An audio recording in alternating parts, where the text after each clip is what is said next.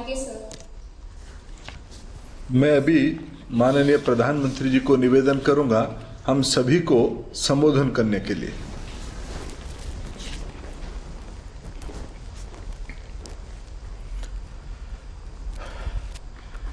युवा साथियों, वाकई आप सभी इनोवेटर्स से मिलकर बात कर करके मुझे बहुत अच्छा लगा। ऐसे नए नए विषयों को आप छू रहे हैं। आप जैसे युवा अपने कार्यों में जो नवीनता लाते हैं, जिस आत्मविश्वास से आप अपना काम करते हैं, ये मेरे जैसे अनेक लोगों के लिए कुछ न कुछ नया करने की प्रेरणा बन जाते हैं। तो एक प्रकार से आप सोर्स ऑफ इंस्पिरेशन बन जाते हैं। तो मैं आपको बहुत बधाई देता हूं। Smart India hackathon public participation का बहुत बेहतरीन उदाहरण बन चुका है।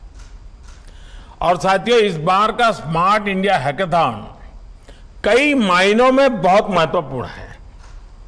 अब से कुछ दिन पहले ही हमने आजादी के 75 वर्ष पूरे किए हैं। आजादी के 100 वर्ष होने पर हमारा देश कैसा होगा, इसे लेकर देश बड़े संकल्पों पर काम कर रहा है। इन संकल्पों की पूर्ति के लिए जय अनुसंधान, इसके उद्घोष के ध्वजावाहक आप इनोवेटर्स हैं। अमृतकाल का ये 25 वर्ष का टाइम पीरियड आपके लिए अभूतपूर्व संभावनाएं लेकर आया है। ये संभावनाएं और ये संकल्प सीधे सीधे आपके कैरियर ग्रोथ से भी जुड़े हैं। अगले 25 वर्ष में आप युवाओं की सफलता भारत की सफलता को तय करेगी।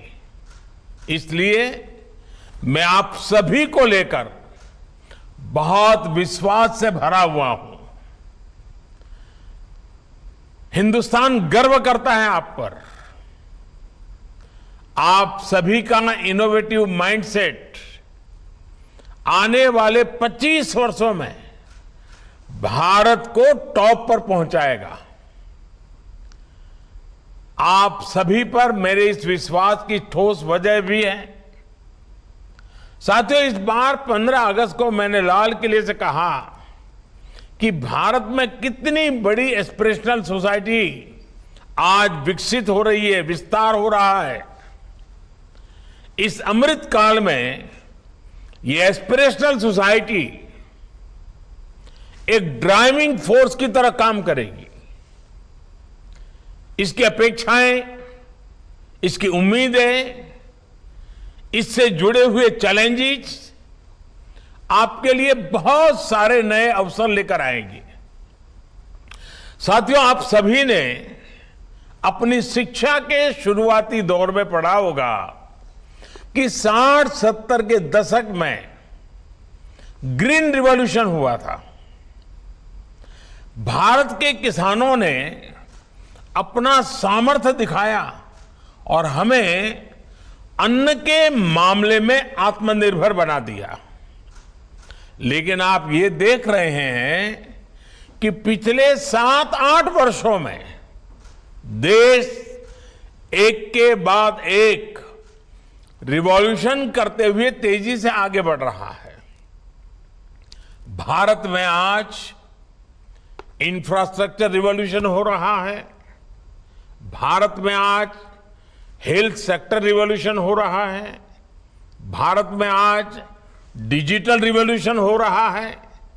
भारत में आज टेक्नोलॉजी रिवॉल्यूशन हो रहा है। भारत में आज टैलेंट रिवॉल्यूशन हो रहा है। एग्रीकल्चर सेक्टर हो, एजुकेशन सेक्टर हो, डिफेंस सेक्टर हो, आज देश का जोर हर सेक्टर को आधुनिक बनाने पर है, हर सेक्टर को आत्मनिर्भर बनाने पर है। और इसलिए ही आप सभी युवाओं के लिए भारत में हर रोज नई अपॉर्चुनिटीज बन रही है। Drone technology, tele consultation, digital institutions, virtual solutions, इन सभी में सर्विस से लेकर मैन्युफैक्चरिंग तक आपके लिए बहुत संभावनाएं हैं। आप जैसे युवा खेती और हेल्थ सेक्टर में ड्रोन टेक्नोलॉजी के उपयोग को बढ़ावा देने के लिए नए नए सॉल्यूशंस पर काम कर सकते हैं।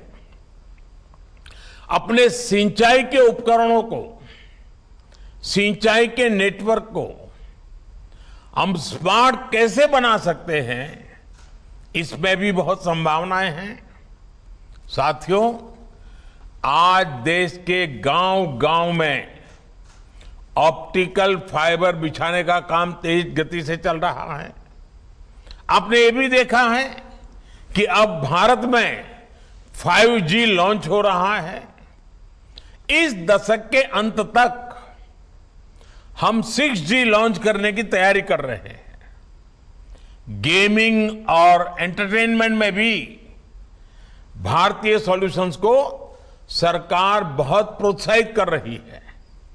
इन सारे नए सेक्टर्स पर सरकार जिस प्रकार निवेश कर रही है, जैसे उन्हें प्रोत्साहन दे रही है, उसका लाभ आप सब नौजवानों को जरूर उठाना चाहिए।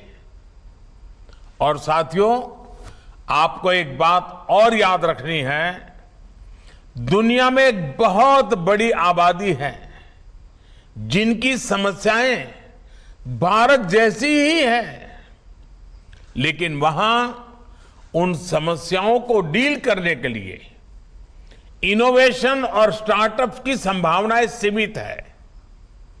भारत के इनोवेशन दुनिया में सबसे कॉम्पिटिटिव, एफोर्डेबल, सस्टेनेबल, सिक्योर और बड़े स्केल पर लागू होने वाले समाधान देते हैं। इसलिए दुनिया की उम्मीदें भारत में हैं, आप जैसे युवाओं से हैं। साथियों, आज के इस कार्यक्रम में हमारे साथ शिक्षा जगत के दिग्गज, पॉलिसी मेकर्स भी जुड़े हुए हैं।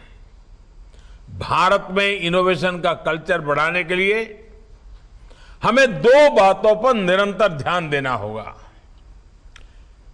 सोशल सपोर्ट और इंस्टीट्यूशनल सपोर्ट। आज हम देख रहे हैं कि इनोवेशन और एंटरप्राइज को लेकर समाज में बदलाव दिखने लगा है। हम करियर बनाने के पारंपरिक विकल्पों के अलावा नए क्षेत्रों में भी हाथ आजमाने लगे हैं। यानी समाज में इनोवेशन एज ए प्रोफेशन, इसकी स्वीकृति बढ़ रही है। ऐसे में हमें नए आइडियाज और ओरिजिनल थिंकिंग को भी स्वीकृति देनी होगी, सम्मान देना होगा। रिसर्च और इनोवेशन को वे ऑफ वर्किंग से वे ऑफ लिविंग बनाना होगा। साथियों, रिसर्च और इनोवेशन की दिशा में इंस्टीट्यूशनल सपोर्ट को बढ़ाने के लिए सरकार लगातार काम कर रही है। नई राष्ट्रीय शिक्षा नीति में इनोवेशन के लिए एक मजबूत फाउंडेशन तैयार करने का रोड मैप है। अटल इंक्यूबेशन मिशन के तहत स्थापित हो रही अटल टिंकरिंग लैब्स स्कूलों में इनोवेटर्स की एक नई पीढ़ी को तैयार कर रही है। देश में आई क्रिएट जैसी संस्थाएं भी सफलता के साथ काम कर रही हैं, जो अब तक 500 से ज्यादा स्टार्टअप्स को सपोर्ट कर चुकी है। साथियों, 21वीं सदी का आज का भारत अपने युवाओं पर भरपूर भरोसा करते हुए आगे बढ़ रहा है। इसी का नतीजा है कि आज इनोवेशन इंडेक्स में भारत की रैंकिंग बढ़ गई है। पिछले 8 वर्षों में पेटेंट की संख्या 7 गुना बढ़ गई है। यूनिकॉर्न की गिनती भी 100 के पार चली गई है। हम इसमें यकीन नहीं रखते हैं कि सिर्फ सरकार के पास ही समस्याओं का समाधान है। आप देखिए, मैंने तो सरकार को आपके पास लेके आया हूं। सरकार की इन समस्याओं का मेरे नौजवान सॉल्यूशन दे, और आप दे रहे हैं। आपके सामर्थ्य को मैं भली भांति समझता हूं। आज की यंग जनरेशन ज्यादा तेज और स्मार्ट सॉल्यूशन के साथ आगे आ रही है। इस हैकेथॉन के आयोजन के पीछे एक मकसद ये भी है कि सरकार की जिन समस्याओं का समाधान चाहती है, उसे यहां देश भर से आए मेरे नौजवान साथी समस्या को समझे, समस्या के कारणों को समझे और समस्या से मुक्ति का रास्ता भी ढूंढे। युवा इसे सॉल्व करे। स्टूडेंट्स, गवर्नमेंट्स और प्राइवेट ऑर्गेनाइजेशंस के बीच कोलैबोरेशन की ऐसी ही स्पिरिट, सबका प्रयास की यह भावना विकसित भारत के निर्माण के लिए आवश्यक है। साथियों, मुझे पूरा विश्वास है कि आप सभी इन बातों को ध्यान में रखेंगे और इनोवेशन के इस दिए को ऐसे ही प्रज्वलित करते रहेंगे। मैं आपको आश्वस्त करता हूं कि आपके परिश्रम को, आपके प्रयासों को सरकार का निरंतर साथ मिलेगा। सरकार हर कदम पर आपके साथ खड़ी है। मैं फिर एक बार आप सभी नौजवानों को, वैसे आपके पास इतना सारा कहने को है, आप लोगों ने घंटों अपना दिमाग खपाया है। आपको सुनना ये भी मेरे लिए अपने आप में बहुत कुछ सीखने का कारण बनता है। आप में से बहुतों के पास बहुत कुछ है, मैं सबको नहीं सुन पाया। कुछ ही प्रातिनिधिक तौर पर कुछ नौजवानों से बात की। जिनसे बात नहीं हुई है उनका भी काम कम नहीं है, उनका प्रयास कम नहीं है। और मैं आपको विश्वास दिलाता हूं, मैं डिपार्टमेंट के द्वारा उसका पूरा ब्रीफिंग लूंगा और आप लोगों ने जो काम किया है उसको मैं समझने का प्रयास करूंगा। अच्छा होता, समय ज्यादा होता तो मैं आपसे भी बात करता, लेकिन जिनसे बात नहीं हुई है उनका काम भी उतना ही महत्वपूर्ण है। मैं फिर एक बार आप सभी नौजवानों को हृदय से बहुत बहुत बधाई देता हूं और सरकार के काम में सरकार साथ खड़े होकर के जनता की भलाई के इस अभियान में हम निरंतर आगे बढ़ते रहें, यही मेरी कामना है। आपको शुभकामना है। बहुत बहुत धन्यवाद।